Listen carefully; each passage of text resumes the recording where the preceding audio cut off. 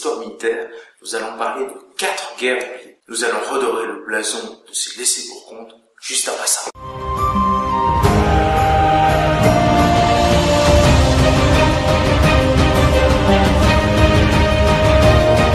Premièrement, les guerres anglo-néerlandaises, ou anglo-hollandaises, ça sera un peu. Et oui, donc pendant tout le XVIIe siècle, ces deux puissances en pleine expansion se sont livrées des guerres tout à fait terribles. La première, entre 1652 et 1654, voit s'opposer donc les deux grands empires navals de l'époque, et l'issue est favorable à la perfide Albion, les Anglais. En 1665, les Anglais relancent ces hostilités. Tout d'abord, ils prennent l'avantage lors de cette nouvelle guerre. Puis, les Provinces-Unies, donc la Hollande, reprennent l'avantage grâce notamment à leur alliance avec le roi Soleil. Les Anglais sont écrasés lors de la bataille navale des 4 jours par l'amiral néerlandais Michiel de Ruyter. Il y a d'ailleurs un film à ce sujet qui est sorti l'année dernière, donc en 2015. L'année suivante, en 1667, la flotte de Michiel de Ruyter réussit un nouveau coup de force en venant humilier la Navy dans sa propre base, juste en face de Londres, sur la Tamise. La paix est demandée par les Anglais. Troisième guerre éclate cette fois-ci entre 1672 et 1674, mais cette fois-ci non plus rien ne change, les Néerlandais se départissant à la fois des Anglais et des Français. La quatrième guerre anglo-néerlandaise est anecdotique et est en fait une guerre subordonnée à la guerre d'indépendance américaine. Donc durant cette guerre, la Navy va prendre quelques-unes des dernières colonies néerlandaises, donc notamment dans les Caraïbes, et va se disputer Ceylan notamment avec les. Deuxièmement, la guerre américano-espagnole, l'ancienne grande puissance contre la nouvelle. Ce conflit assez court prend part à la fin du XIXe siècle, entre avril et août 1898. Prenons prétexte les tensions qui secouent la colonie espagnole de Cuba et l'explosion un peu louche d'un navire de la Navy qui avait explosé en rade alors qu'il était à Cuba, les États-Unis rentrent en guerre contre l'Espagne. La lutte s'avère très vite inégale, d'autant plus que les guérillas locales menées notamment à Cuba soutiennent les États-Unis et donc voient en les États-Unis un libérateur, et donc les Espagnols sont complètement débordés. Les Espagnols perdront Cuba, les îles des Caraïbes et les Philippines deviendront le premier territoire américain hors d'Amérique. L'affaire coûtera quelques milliers de morts, surtout espagnols d'ailleurs, et sera réglée lors du traité de Paris le 18 décembre 1898. Donc c'est lors de cette guerre que, notamment en Europe, on vit pour la première fois les prémices de l'impérialisme américain, notamment avec la prise des Philippines. La troisième guerre oubliée, la guerre dite de la Triple Alliance, véritable guerre mondiale sud-américaine qui voit s'opposer donc les géants que sont le Brésil, l'Argentine et l'Uruguay au frêle Paraguay entre 1865 et 1870. Le Paraguay suscite bien des convoitises, car en effet c'est le pays le plus développé de la région et il a bien entamé sa révolution industrielle. Il faut savoir qu'il est enclavé entre deux grosses puissances que sont le Brésil et l'Argentine. Vous vous doutez bien que ça intéresse. Après quelques ballottages diplomatiques et l'invasion fort peu heureuse d'une partie du Brésil et d'une partie de l'Argentine par le dictateur paraguayen Francisco Solano López, la guerre éclate. La Triple Alliance se met en marche pour écraser ce petit pays.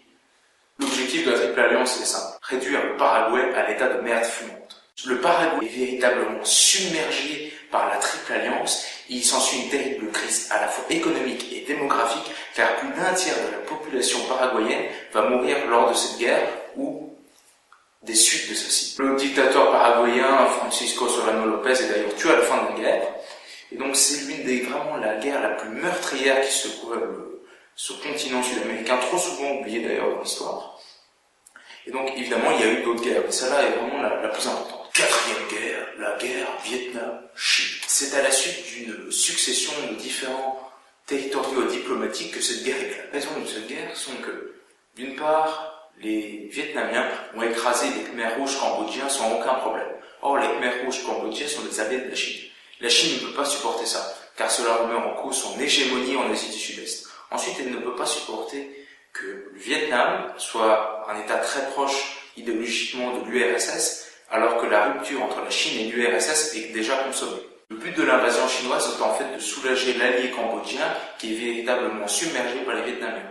Donc entre le 17 février et le 16 mars, les armées chinoises vont entrer dans le nord de la Chine pour obliger les Vietnamiens de se replier du Cambodge et de remonter vers le nord. Le casus belli de la guerre est en fait la soi-disant maltraitance des minorités chinoises présentes au Vietnam par le pouvoir central vietnamien.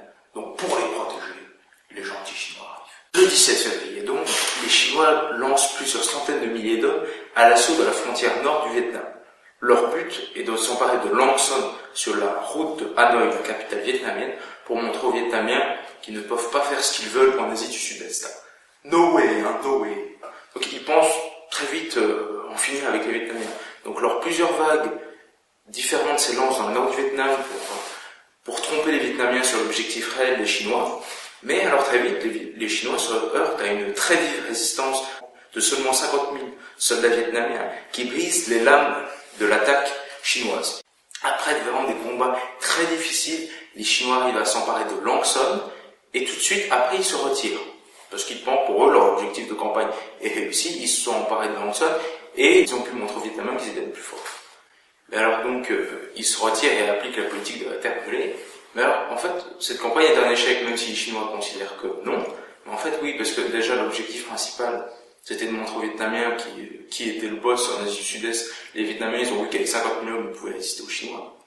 Ensuite, les Vietnamiens ne sont pas retirés du Cambodge comme Pékin l'espérait. Et donc, voilà. Au niveau local, les Chinois, ils ont été battus. Enfin, ils ont vraiment vaincu avec beaucoup de difficultés.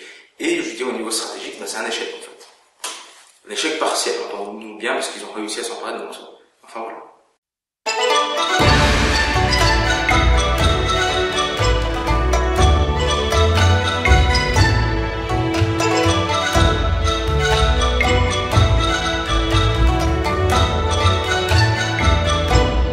Tenez-vous bien au courant parce qu'à la fin du mois, il va y avoir notre premier épisode sur les jeux vidéo historiques présentés par Fusey. Donc il va analyser Age of Empires 2 ou 3, je ne sais plus 3, non? Et alors voilà, donc j'espère que ça va vous plaire ça aussi et au mois prochain.